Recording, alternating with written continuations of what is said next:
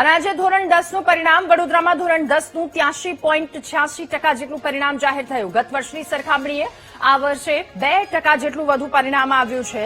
આ વર્ષે વડોદરાના 1582 વિદ્યાર્થીઓએ A1 ગ્રેડ પ્રાપ્ત કર્યો છે.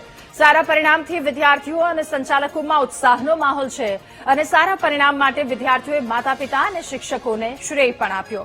ત્યારે 1582 જેટલા વિદ્યાર્થીઓ ધોરણ 10 નું આ રિઝલ્ટ 83.86% જેટલું પરિણામ આવ્યું છે. અત્યારે તો અમને એટલી બધી ખુશી છે. ખાસ કરીને તો હું શ્રેય મારા મમ્મી પપ્પાને અને શ્રીનારાયણ વિદ્યાલયના ફેકલ્ટીઝને આપવા માંગુ છું, કારણ કે એ લોકોનો સપોર્ટ એટલો બધો હતો ને કે અમને અત્યારે પરિણામ જોઈને બહુ ખુશી થઈ ગઈ. મારા પર્સન્ટાઇલ બોર્ડ 10થના અંદર 93.26 આવ્યા અને પ્રિપરેશન કેવી રીતે થઈ કે અહીંયા ડીપીપી અને ટેસ્ટની મેથડ ચાલી રહી છે, એટલે જેથી કરીને જ્યારે એક્ઝામ આવે ત્યારે અમને કોઈ સ્ટ્રેસ નથી રહેતું અને એકવાર બુક ખોલી એટલે જે અમને ટેસ્ટમાં થઈ ચૂક્યું છે બધું અમને યાદ પરિવારથી રહી જાય છે. અને થેન્કફુલ ટુ શ્રી નારાયણ વિદ્યાલય કે જેમને અમને ખૂબ મહેનત કરીને આજે જે પરિણામ આવ્યું છે બસ એમના કારણે, પેરેન્ટ્સના કારણે, ફેકલ્ટીઝ અને trustees, teachers, thank you.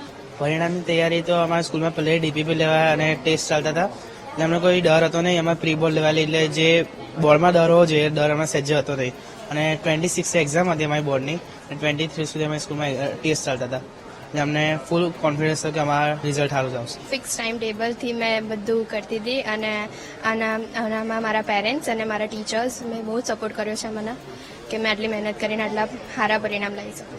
Weekly test લેતા હતા, દરરોજ ડીપીપી લેતા હતા અને અમને પ્રિલિમ્સ બી લીધી છે, પ્રી બોર્ડ જેવી, અને એનાથી મને ઘણો ફાયદો થયો છે. અને હાલમાં જ થયેલી એસએસસીની પરીક્ષામાં હું ભાગ લીધો હતો અને તેમાં મારું પરિણામ 96 PR આવ્યું છે અને સાયન્સમાં 100માંથી 100 આવ્યા છે. એ સંપૂર્ણ માતા પિતા અને સ્કૂલના શિક્ષકો અને આચાર્યગણને છે, કેમ કે એ લોકોએ પહેલેથી જ ડીપીપી એનું આયોજન કર્યું હતું અને પ્રી બોર્ડની એક્ઝામ પણ લીધી, જેથી અમારો ભય બોર્ડની પરીક્ષામાં ભય દૂર થઈ ગયો હતો.